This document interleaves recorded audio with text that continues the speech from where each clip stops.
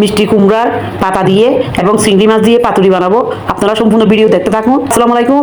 এভাবে খুব সহজে আপনারা বানিয়ে নিতে পারবেন। কতটা সুন্দর হয় এবং খেতেও অসাধারণ। গরম ভাতের সাথে খেয়ে নিতে পারবেন। বড় চিংড়ি নিয়েছি, ধুয়ে পরিষ্কার করে কেটে নিচ্ছি। আপনারা ছোটো চিংড়ি দিয়েও করে নিতে পারেন। 1 চা চামচ হলুদের গুঁড়া, পরিমাণ মতো লবণ আর 1 চা চামচ লাল মরিচের গুঁড়া দিয়ে মেখে নিচ্ছি। আমি এবার একটা বাটির মধ্যে 1 কাপ বেসন দিয়েছি, 1 টেবিল চামচ চালের গুঁড়া, লাল মরিচের গুঁড়া, হলুদ, লবণ দিয়ে মেখে নিচ্ছি। এবার পানি দিয়ে একটা ব্যাটার রেডি করব। ব্যাটারটা আমার এরকমই হবে। এখানে আমি সরিষা নিয়েছি, রসুন, কাঁচামরিচ দিয়ে বেটে নিয়েছি। একটা কড়াইয়ের মধ্যে 1 টেবিল চামচ তেল দিয়েছি। এবার চিংড়িগুলো ভেজে নিব। পেঁয়াজ দিয়ে দিচ্ছি।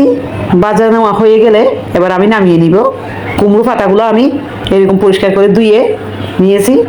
এখানে আমি সরিষা আর কাঁচামরিচ, রসুন দিয়ে যে বেটে রেখেছিলাম এগুলো দিয়ে দিয়েছি। মিক্স করে নিব, পুর ভরে নিব। এভাবে বাস করে নিতে হবে। আমি এভাবে একটা বানিয়ে নিয়েছি, সবগুলো আমি বানিয়ে নিব। সবগুলো এভাবে আমি বানিয়ে নিয়েছি। বেসনের এই ব্যাটারের মধ্যে লাগিয়ে নিব।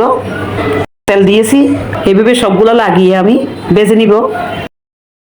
এভাবে খুব সহজে আপনারা বানিয়ে নিতে পারবেন। গরম ভাতের সাথে খুব সহজে খেয়ে নিতে পারবেন, পরিবেশন করতে পারবেন। আর কোনো কিছুই লাগবে না। এগুলো আমার ভাজা হয়ে গেছে, উঠিয়ে নিব। এবার আমি বাকিগুলো ভেজে দিচ্ছি। আমার এগুলো ভাজা হয়ে গিয়েছে। আপনারা একবার হলেও বানিয়ে দেখবেন। আশা করি আপনাদেরও ভালো লাগবে। সবাই ভালো থাকবেন। আল্লাহ হাফেজ।